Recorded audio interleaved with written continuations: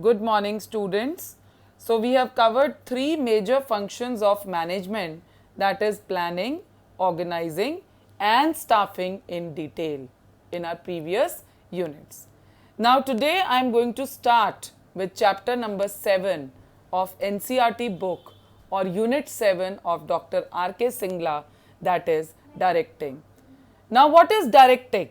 First of all, let me tell you that directing is also one of the major functions of management. And directing, it refers to the process of instructing, guiding, counseling, motivating and leading people in the organization to achieve its objective. So, I repeat, it's written on the page which I am showing you in the video, that directing refers to the process of instructing. When you instruct somebody, that is known as directing. When you guide somebody, when you counsel somebody, when you motivate somebody and when you lead somebody in the organization to achieve your objectives, that is known as directing. Suppose a teacher is directing its students to complete an assignment. For example, a director directing the artist about how they should act in the film. In all these situations, we can observe that directing is done to achieve some predetermined objective. Why is teacher guiding a student? Because she wants her to complete her assignment. Why is directors directing the actors? Because he wants to complete his film shooting. So, directing is basically refers to the process of instructing, guiding, counseling, motivating and leading people in the organization to achieve its objectives. Now, let's move on to the characteristics of directing. Now, since meaning is very much clear to you, now we will move on to the characteristics of directing. As you can see on the screen, the first characteristic of directing is directing initiates action. Now, what do you mean by that? Initiates action. We have already done this earlier also, that initiating action. What do you mean by that? Now, first of all, a manager, as you know, has to perform this function along with planning, organizing, staffing and controlling while discharging his duties in the organization.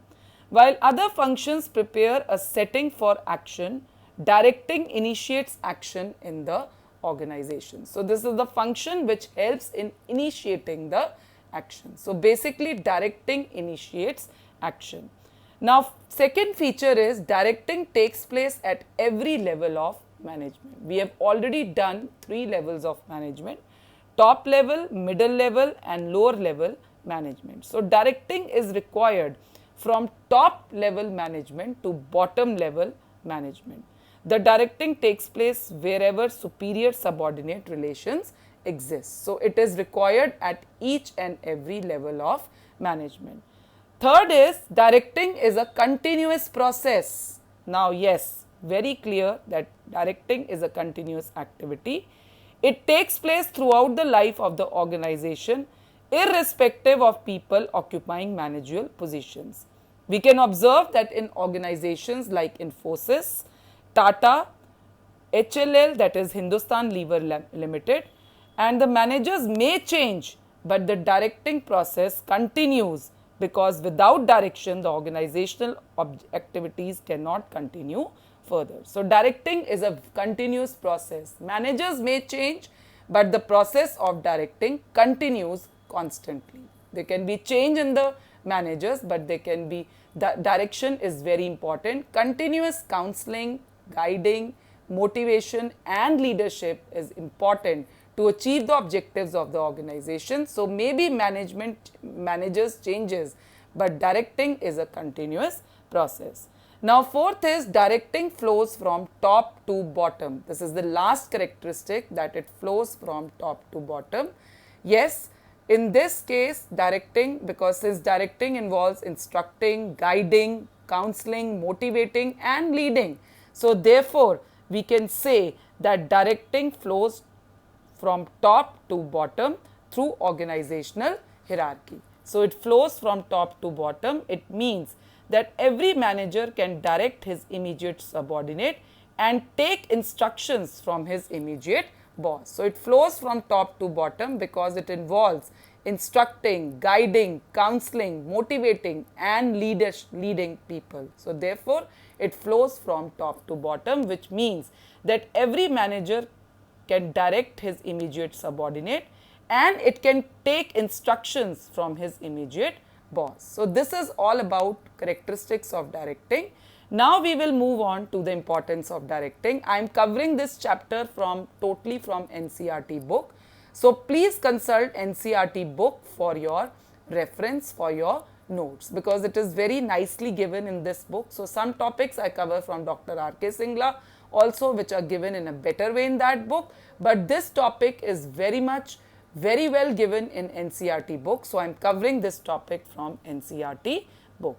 Now what is the importance of directing? Now let's move on to the importance of directing. Since the meaning is absolutely clear to you, the characteristics are absolutely clear to you, now we will move on to the importance of directing. First of all, as we have already done, the first characteristic, that directing initiates action. Yes, it initiates action. What do you mean by that?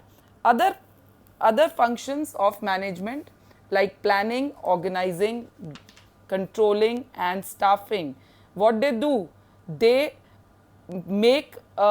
prepare a setting for action, whereas directing, it initiates action. So they prepare a platform or setting for action, but directing initiates action.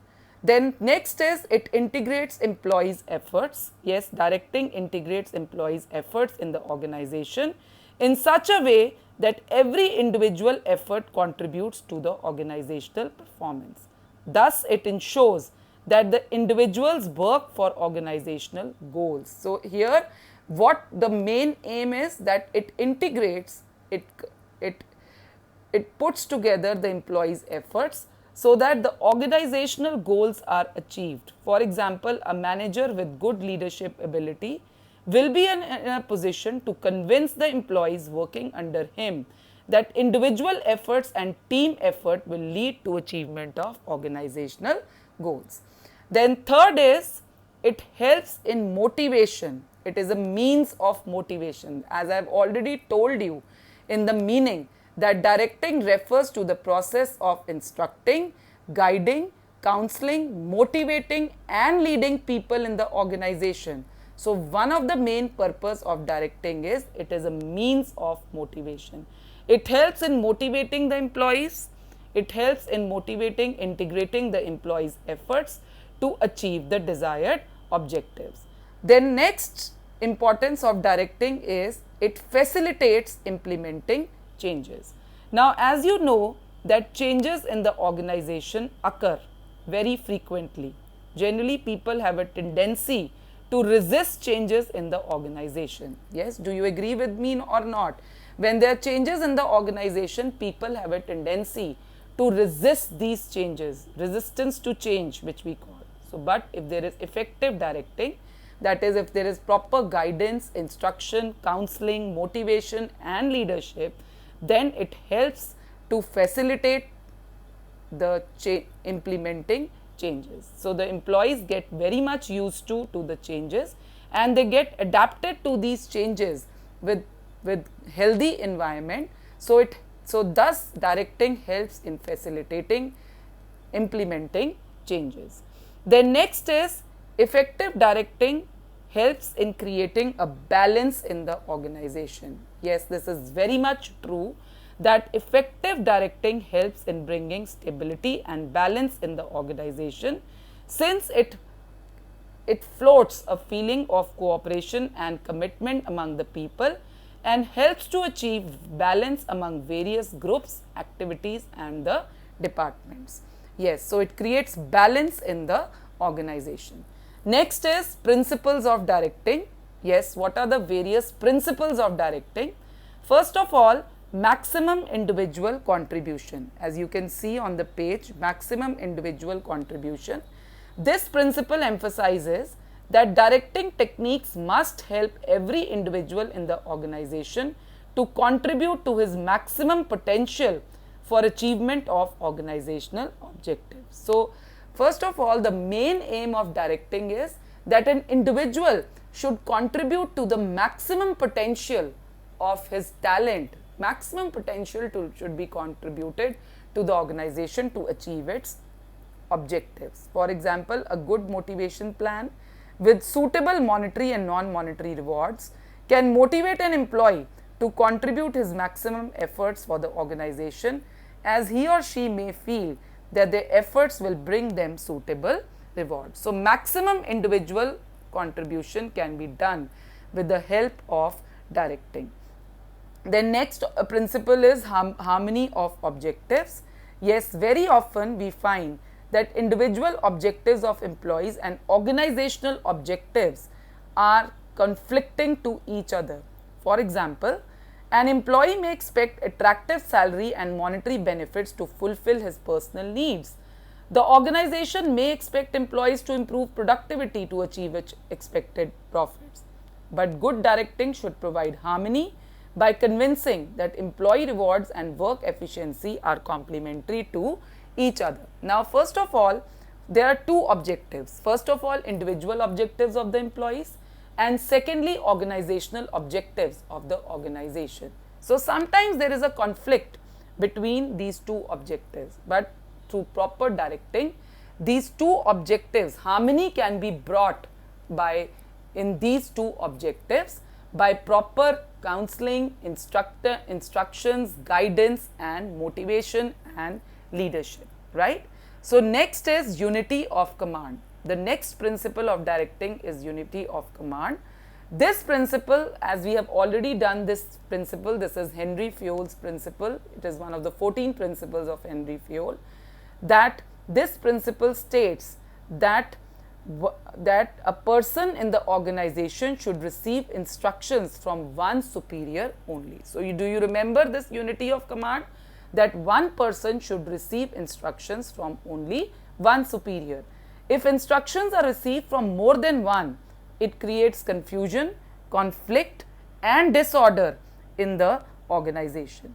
So, this is one of the principles of directing, that is unity of command. Next principle of directing is appropriateness of direction technique. According to this principle, appropriate motivational and leadership techniques should be used while directing the people based on subordinate needs, capabilities, attitudes and other situational variables. For example, for some people, money can act as powerful motivator, while for others, promotion may act as effective motivator. This point will be more clear to you when we will cover one of the elements of directing, that is motivation. In that chapter, this point will be absolutely clear to you, because for some people, money is a motivator, but for some people, designation and promotion can be a motivator. So, it depends from person to person. So, appropriate means correct direction technique should be used, means motivating and leadership technique should be used, so to make the directing effective. Then next is managerial communication. Effective managerial communication across all levels in the organization makes direction effective. Directing should convey clear instructions to create total understanding to subordinates through proper feedback, right? Now, next is use of informal organization. This is the next principle. A manager should realize that informal groups or organization exist within every formal organization. He should spot and make use of such organizations for effective directing. Then the next principle is, I'll move on to the next page, that is leadership. Yes, leadership. While directing, the subordinates, managers should exercise good leadership, as it can influence the subordinates positively without causing dissatisfaction among them. The last principle of direction is follow through. Men giving an order is not sufficient. Managers should follow it up by reviewing continuously whether orders are being implemented accordingly or any problems are being encountered, right? So, this is follow through. That is the last principle of directing. So, I hope these topics are absolutely clear to you. So today we have covered the meaning of directing, characteristics of directing, importance of directing, and we have covered the principles of directing. Now we will move on to the elements of direction. There are 4 elements of direction, my dear students. Just remember these 4 elements, because in the subsequent topics we are going to cover each and every element in detail. What are the elements of direction? First is supervision, second is motivation, third is leadership, and fourth is communication. So these are the 4 major elements of direction: supervision, motivation, leadership, and communication. And remember that we are going to cover in the subsequent topics all these 4 topics in detail. Next, we will start with supervision in our next lecture. I hope you have understood this, and I hope you will follow this lecture of mine. And if there is any doubt, please get back to me on Business Studies Doubt Group. Have a nice day.